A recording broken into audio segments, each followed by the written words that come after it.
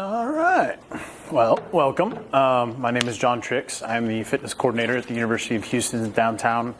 And this is our healthy workshop on cancer prevention. Any questions or anything before we get started? Cool. So if at any point you have any questions throughout the presentation, just let me know. All right, so what is cancer? And anybody feel free to interact. So what's your name? Brittany. Brittany, so it's not just Brittany and I. Psst. Anybody? No? What is cancer? Do we know? Breast cancer. So there's a lot of different types of cancer.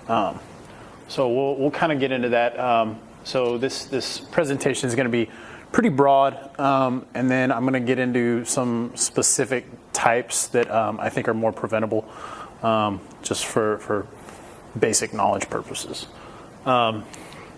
So cancer is a disease in which abnormal cells divide uncontrollably and destroy body tissue.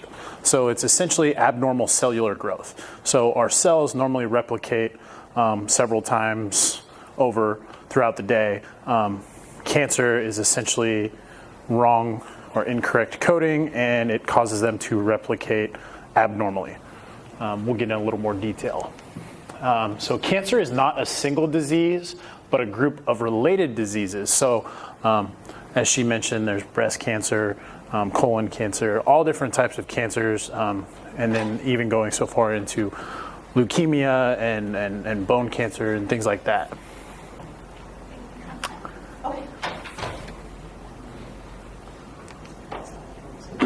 So there's many factors, things in our genes, our lifestyle, and the environment around us that may increase or decrease our risk of getting cancer.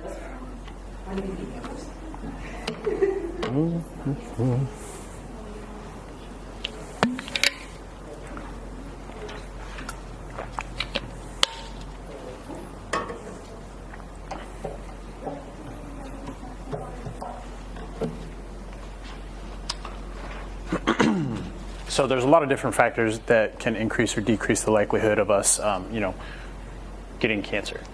The 2019, there's an estimated 1,762,450 people will be diagnosed with cancer in the United States. So that's a pretty big number.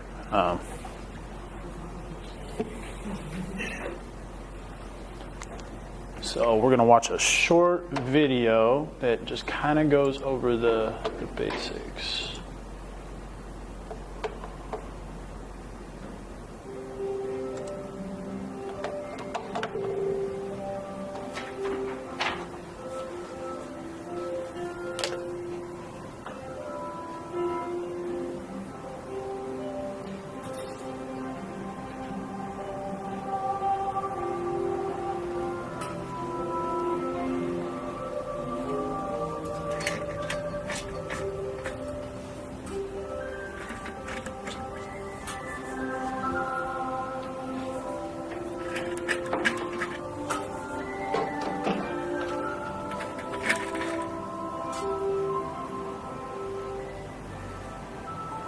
What is cancer?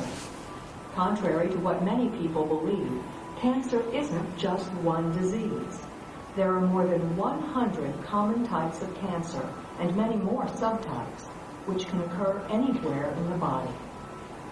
Sarcomas are cancers that originate in muscle, fibrous tissue, or fat, known as soft tissue sarcomas, or in bone and cartilage.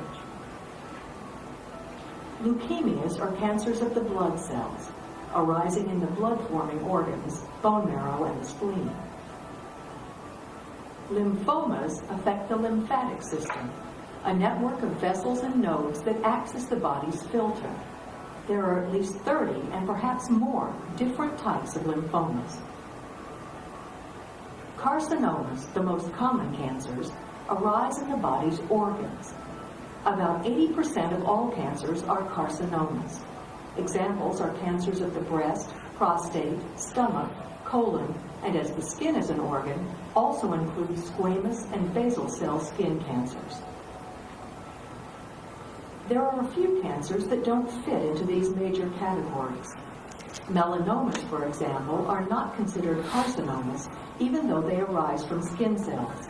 And certain types of brain tumors have their own classification. Cancer begins in the body's cells. All parts of the body, organs, muscles, skin, even bones and blood, are composed of cells. Cells are constantly dividing and multiplying to replace old, damaged cells. Dividing is part of a normal cell's lifespan. Cells grow, divide, and die in an orderly fashion. However, if this orderly process is disrupted and cells begin to grow out of control, they form excess tissue known as a tumor. In most cases, tumors are benign, meaning that they are not cancerous. Benign tumors can occur almost anywhere. Although they may cause some health problems depending on their size and location, and may have to be removed, they are usually not life-threatening. However, if cells are cancer cells, they grow, divide, and eventually form malignant tumors. Malignant tumors, unlike benign tumors, invade and destroy surrounding tissues and nearby organs. Eventually, cancer cells break off and spread through the blood or lymphatic system to form new tumors in other parts of the body. This process, the spread of cancer from its original site, is known as metastasis. Cancers that originate in the breast or colon, for example, typically metastasize to the brain, lung, liver, or bone, forming new tumors there. Metastasis can be a slow process occurring over a number of years, or can happen rapidly within a few weeks. Scientists are not sure why. Left untreated, cancers continue to grow, invade, and spread, taking over and destroying the organs where they originate, as well as those to which they spread and metastasize. As this happens, the person will eventually begin to experience symptoms related to the organs affected. To understand what causes cancer to occur, we must look deeper into the cell, at the genes that control the cell's growth and behavior, and how the cell's normal function may be disrupted or damaged. Since it is the genes that regulate the normal, orderly behavior of cells, abnormalities or damage to cells' genetic components cause them to behave abnormally, to become cancers. In some cases, people have inherited genes that may predispose them to cancer, while in other cases, genes are damaged by external environmental factors, such as smoking, exposure to chemicals or ultraviolet radiation, and perhaps even viruses. Not all of the causes of genetic cell damage are known, and in many cases it's probably not one, but a combination of factors. There are still many unknowns. Research has unraveled many of the mysteries of cancer, and new discoveries are happening every day. The more we learn about cancer, the more targeted and specialized our therapies are becoming. There was a time, not too long ago, when the diagnosis of cancer was perhaps the worst medical news you could receive. But today, if you or someone you love has cancer, it's important to remember that many cancers that were once fatal are now curable, and many more are treatable than ever before in history.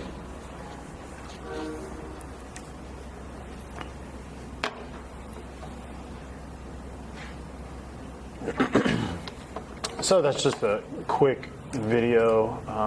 It was actually made by MD Anderson. Just kind of going over the basics and what exactly cancer is, and then they even kind of discussed some of the various types of cancer. So now that we know what cancer is, we're going to move into why is it doing this? Oh, that's good. So, who's heard of carcinogens? Anybody? Yeah? You know what carcinogens are?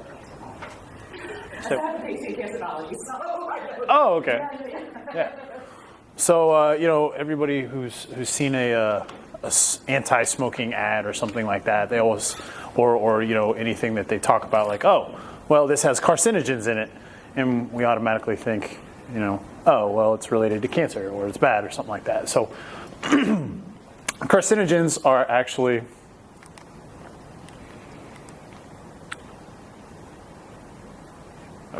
carcinogens are basically any substance capable of causing cancer. So tobacco, radon, asbestos, even fried foods, formaldehyde, UV rays, alcohol, processed meats, engine exhaust, any of these things can potentially, affect your body and causing cancer.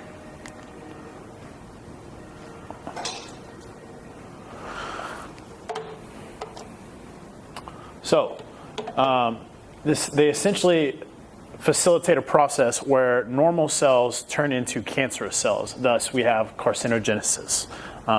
So, i.e., that's what causes the cancerous cells to start to grow.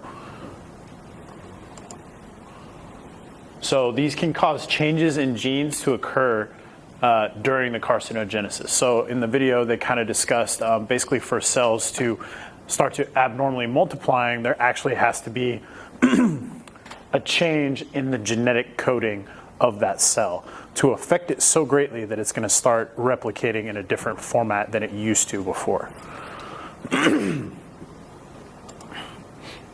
So, risk factors. Can anybody maybe give me some risk factors for carcinogens or cancer or anything like that? Risk factors for cancer, you mean? Yeah.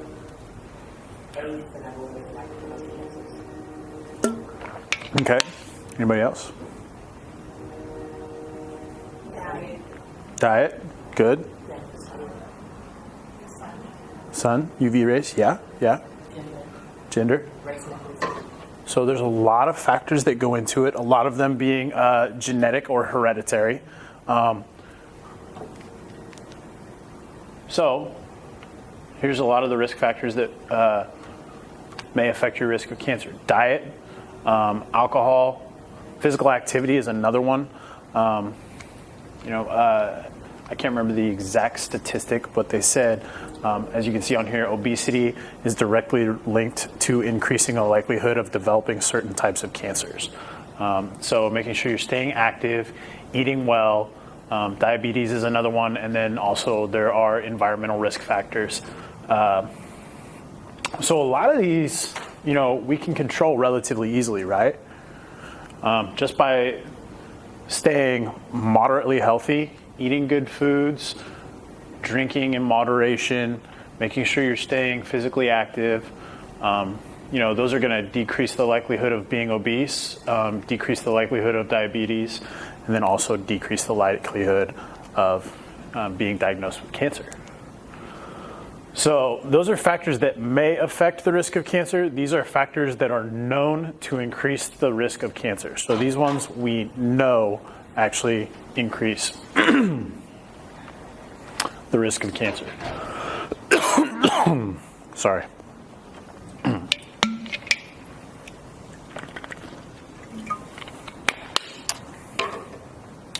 So cigarette smoke and tobacco use, infections, radiation, and immunosuppressive medicines that you would get after having an organ transplant. I don't know. Does anybody know of any other ones that are really big right now? Sorry, what? Those are the major ones. Cigarette smoke. Mm-hmm. So I know there's a lot of campaigns to get smoking cessation to be a popular thing, and I think it's working, thankfully. So I know those are the big ones. Infections and radiation, those can vary. Also, if you've been subjected to enough radiation to cause that, you would probably be aware of it. Infections more like for HPV, cervical cancer, and head and neck cancer are usually the infections of sarcoma, which you get when you're infected with HIV or AIDS, are usually the infections that we look at when we're talking about cancer. Yeah. So cases of radiation is usually more often children who are cancer survivors who had full chest radiation and things like that. But now we don't do that as much. Tend to have more of the radiation exposure. And then the immunosuppressive medicine, you got anything on that one? Because they give you steroids to suppress your immune system so you won't reject the organs, but your immune system is what also fights off cancers. So you're more likely to get cancers. But these things generally are probably not the major risk factors. These are things that they probably won't cause cancer, but they may, depending on your history, push you like over the edge, right? But these are the things that we actually do something about as opposed to genes and gender, age, and all that kind of Exactly. Factors that we can't control. Yes, exactly. Unless, did you hear about the gene therapy that they were starting to do in China? For what? Supposedly, I don't remember what it was. Well, this was a human though. I believe there was a little girl born, and somebody, like the doctor, supposedly, I don't know if it's been confirmed, but went in and actually was able to change her genetic makeup before she was born. I don't remember specifically what it was geared towards. Well, in this country, you can't do that. But Well, yeah. we do gene therapy. But then, like, some places, like a lot of Asian countries, they clone animals, like, on a massive scale, so they have different ethics than we do for certain biomedical research. But generally, when we do gene therapy, it means that you're taking out, like for cancer, you're taking a part of the tumor, you're taking the person's own immune cells, and you're basically priming them to fight the old cancer, and you're putting it back. We don't have gene therapy in which we can technically change somebody's genetic we don't code. do it that way. We're usually manipulating that way, right? Or there's something we can do to activate a gene, right? But we're there are a few where we change like you wanted to use, but we can't go in. Not that we can't. But for us, it's not. We don't do that. That's not how we do our therapy. Our gene therapy generally, but it just depends on what it is. I just remember hearing something about it not that long ago, a couple weeks, maybe a month, and it was kind of a big deal. So I don't know if they ever, the doctor made the claim. I don't know if it was ever found out to be true or false. Yeah. You never get the whole story, right? You just feel like they headline them, like, well, did you survive? What happened? What are the side effects? We very seldom hear Yeah, nobody ever digs into the details. the whole story. Yes. Unfortunately. So early warning signs. Anybody tell me some early warning signs that you might have developed cancer? Surprisingly broad, honestly. Sharp pains. Anybody? No? Nobody have any ideas? So, like I said, they're going to be very broad in general. Appetite loss, blood in stool, blood in urine, cough that doesn't go away, extreme fatigue, fever that doesn't go away, lump in the neck, underarm, testes, or the breasts, night sweats, skin changes, swollen lymph nodes, and trouble swallowing. Losing weight without trying. Oops, sorry, went too far. So, a lot of these actually could be other things. Particularly, some of them you think about like appetite loss, cough that doesn't go away. I mean, I've had a cough for the last week or two, but I'm fairly certain that I'm cancer-free. Extreme fatigue, fever that doesn't go away, night sweats, trouble swallowing. A lot of those could be symptoms of strep or the flu or something along those lines. So the main thing to keep in mind here is doesn't go away, or if it's continuous, weeks, months at a time, things like that. Now, feeling a lump in the neck, under the arm, testes, or breasts, or then swollen lymph nodes. Does everybody know where your lymph nodes are? There's several actually located throughout your body, but the one you're probably most likely going to feel swollen would be here in your neck. And if they get swollen enough, your throat will actually look much, much larger.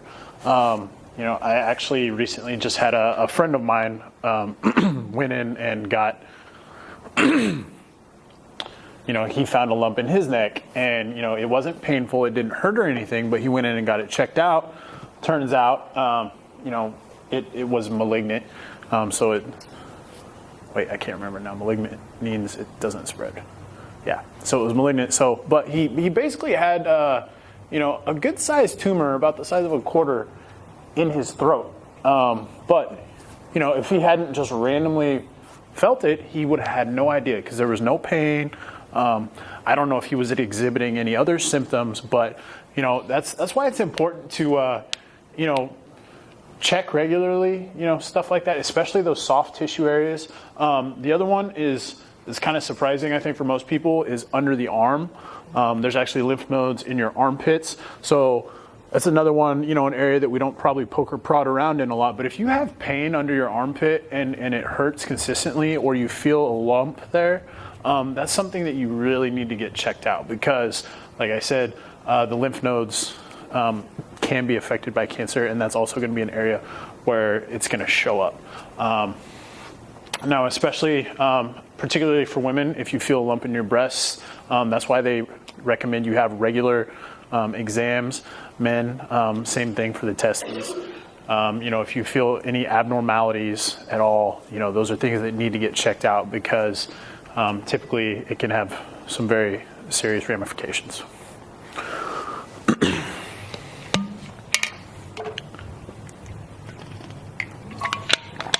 So, what is prevention? Anybody? Do what? Screening. Screening is a great one, yes.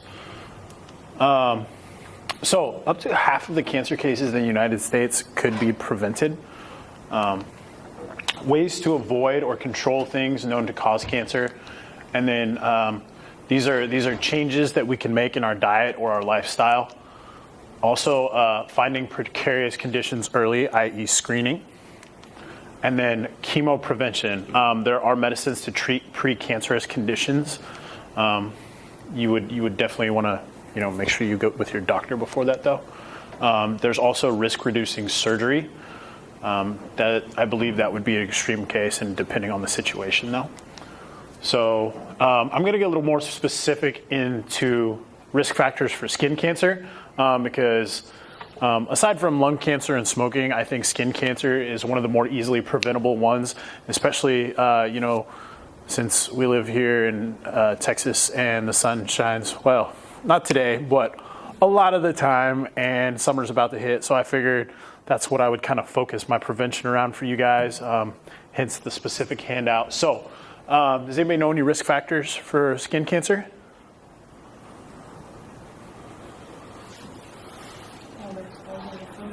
Yes. So has anybody ever had a sunburn? Only one person in here has ever been sunburned besides me. No? Okay. So risk factors for skin cancer. So these are people who are more susceptible to getting skin cancer. Would be if you had red or blonde hair, fair skin, freckles, and light or blue and light colored eyes. So people who are a little paler are more susceptible to, skin cancer. A friend of mine, extremely blonde hair, extremely pale skin, like she could not go out in the sun very long without it actually like starting to affect her. She had to wear a lot of sunscreen.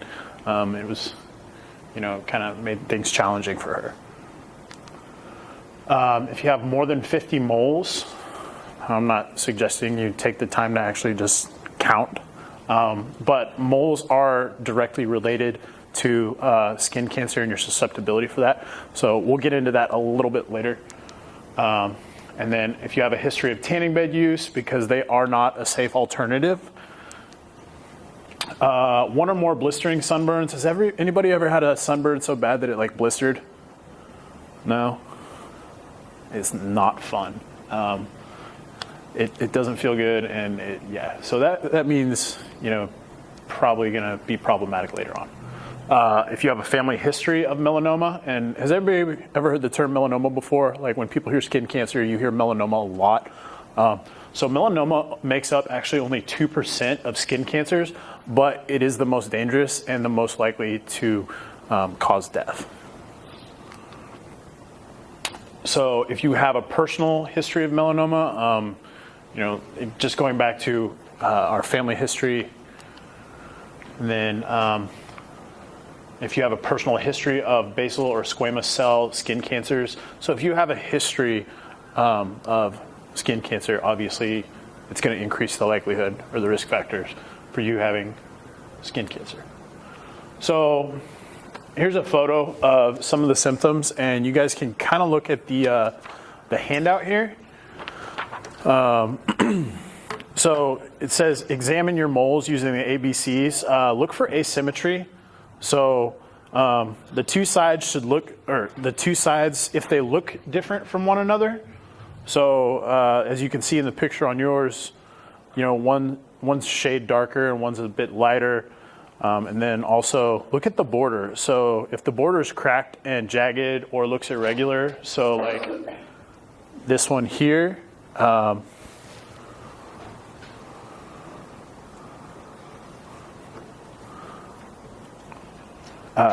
that usually is an indicator that the mole is potentially cancerous.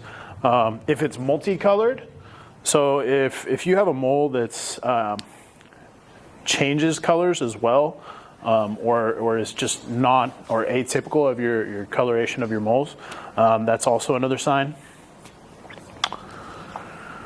If the width is more than 6 millimeters or the size of a pencil eraser, so if you think about it, that's fairly big. So if you have one larger than that, chances are you should probably get it looked at by your doctor.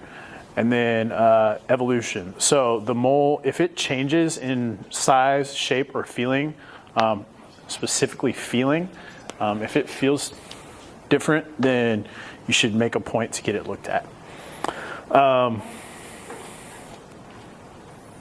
Let's see. Where's that? So a small, smooth, so when you're examining your skin, you want to make sure you look for a small, smooth, or waxy lump. Or if there's a firm lump that might bleed or develop crust over it, and then also a flat red spot that is rough, dry, or scaly. You know, anybody can get skin cancer. So that's just something to be aware of when you are checking. So keeping track.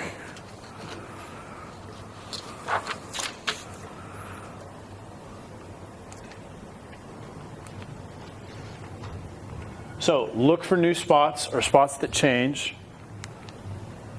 We want to watch for sores that don't heal and or they do heal and then they return. Usually will lead to scarring. So if something comes up and it looks like a mole, but you know then it becomes a sore and then it heals and goes away, usually that's a pretty good sign that it probably needs attention. So be aware of spots or sores that change in sensation or are itchy, tender, or painful. So those are things to be mindful of as well. Has anybody ever had a mole or, you know, skin discoloration that they had to get looked at or noticed? No? Nobody?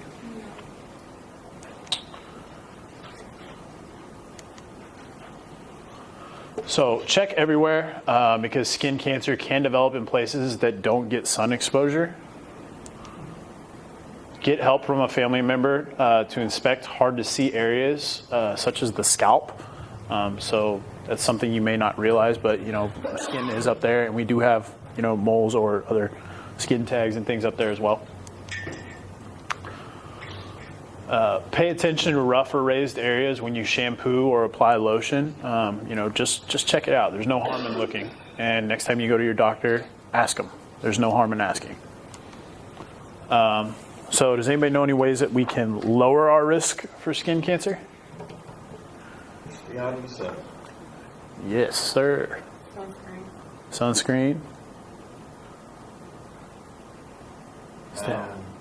When you want to go swimming and stuff, do it after, what is it, after 5 or after 3:30? I'm not doing the heat of the day. Mm-hmm. The Gotcha. late afternoon. Yeah. So stay in the shade. Use sunscreen and lip balm.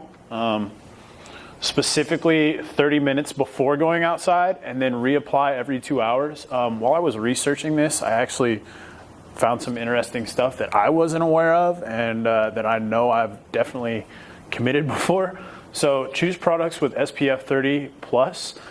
This doesn't mean you can stay in the sun longer or reapply less often though. So that's just the baseline. If you want to go higher, if you can. So make sure it's a broad spectrum protection, so it protects against UVA and UVB rays because they both cause damage. No sunscreen is waterproof, which surprised me.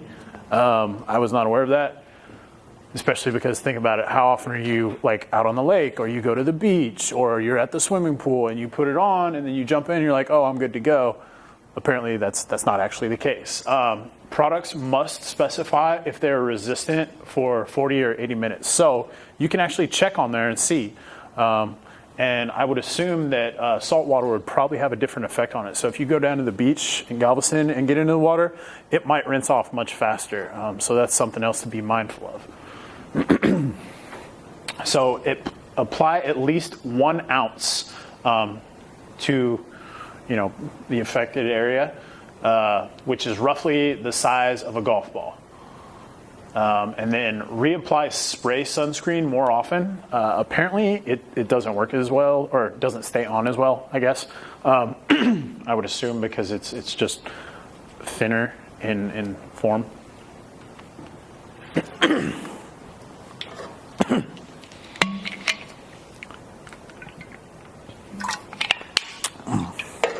Another big one is cover up.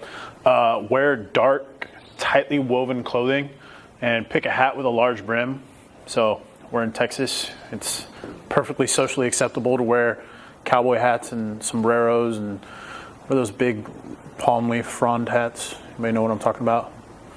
So wearing a big hat that protects your face and your neck and your shoulders is a great idea.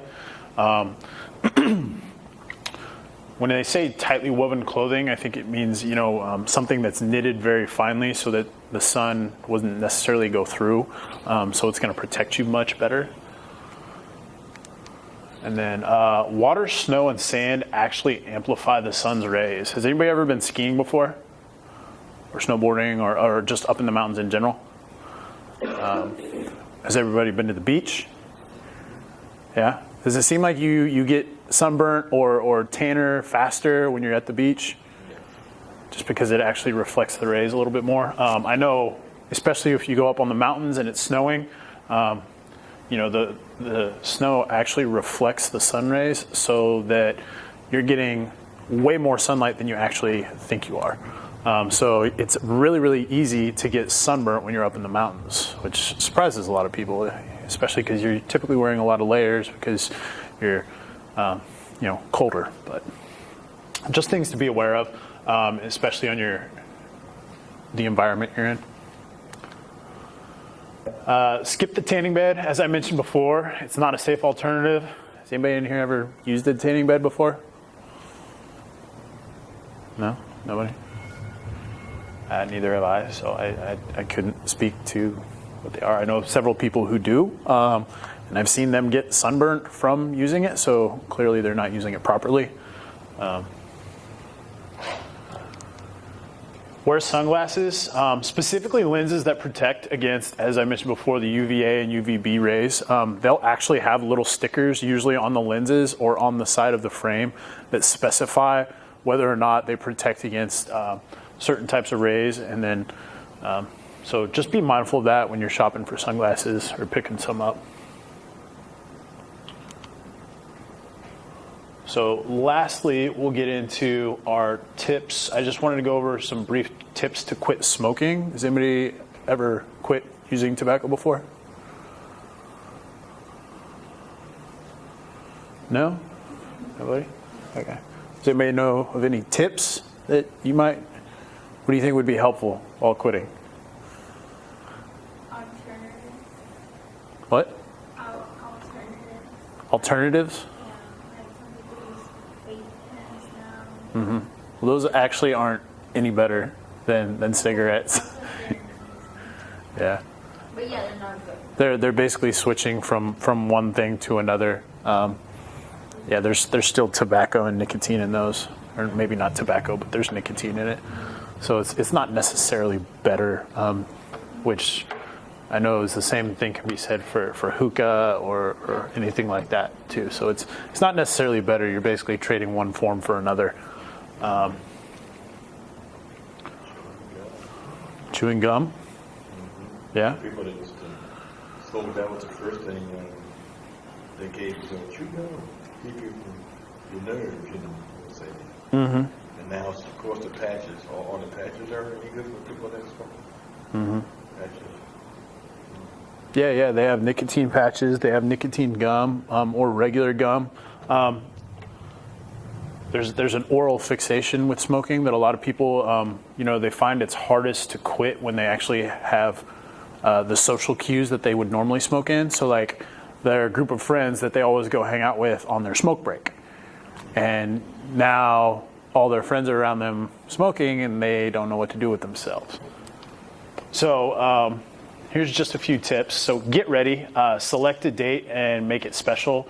So try to reduce use before quitting, so kind of taper off to it. I actually just this last week reduced my caffeine consumption significantly, and I had a massive headache yesterday that I was not expecting. But I can only assume that nicotine is even worse probably. I actually recently quit using chewing tobacco, but I didn't have any withdrawals from it, I guess. So I don't know. I was expecting. Didn't think coffee would hit me as hard as quitting nicotine would. But everybody's different, right? Get support. Ask family and friends to support you. Find cessation programs, or ask doctors to prescribe medication for smoking cessation. I keep seeing this commercial with Ray Liotta that talks about he was prescribed something specific that helped him quit smoking, and like to the point where Chantix, that's it, to where he didn't even want cigarettes anymore. So there are other options out there. I don't know what those drugs are or what effects they have or anything like that, but making sure you have a good support system, because if you're going to do something that significant, you want to make sure that everybody around you is supporting you and there to help you. Learn new behaviors. As I mentioned before, the oral fixation and then the whole going out for a smoke break with the same group of people, or I think a lot of people have cigarettes after dinner, stuff like that. So learning new behaviors, changing your routine and breaking away from those triggers, specifically trying peppermints, sunflower seeds, or gum to keep your mouth busy. As I mentioned, it's an oral thing. So I've started chewing a lot more gum since I quit using tobacco. So it's I don't know, it's definitely helped me, I think, but I don't know, I didn't even really think about it that much. It's kind of the same thing with breaking any type of addiction or habit. And then consider nicotine replacement therapy. There's over-the-counter prescriptions available. They can double your chances of quitting. Like I said, there's gum, patches. I can't remember what all else. There's all kinds of stuff that they have out there now. And then be prepared for a relapse or difficult situations. It may take multiple attempts to quit. These are just some simple things to keep in mind. Just because you weren't able to quit one time doesn't mean you're a complete failure. And that goes with anything. So one of the biggest things that I think you can do to help prevent your likelihood of getting diagnosed with cancer is knowing. And what I mean by that is ask your doctor, make sure you get screened. So ladies, get breast exams, pap test, HPV, mammograms. Gentlemen, prostate, colonoscopy. For both, you want to do self-examinations or have your friends and family help, especially for the skin cancer. Look for abnormalities, things of that nature. And then genetic testing is a possibility, kind of how we discussed at the very beginning. 5 to 10% of syndromes that can increase the likelihood of cancer are inherited. So there's a lot of genetic factors and hereditary things that go into whether or not, you will develop some form or symptom of cancer. And then this is the number for MD Anderson to make appointments. I just wanted to put that up there because there's a lot of, help out there. That's just, I think, the first place is figuring out where to look if you do end up in that situation.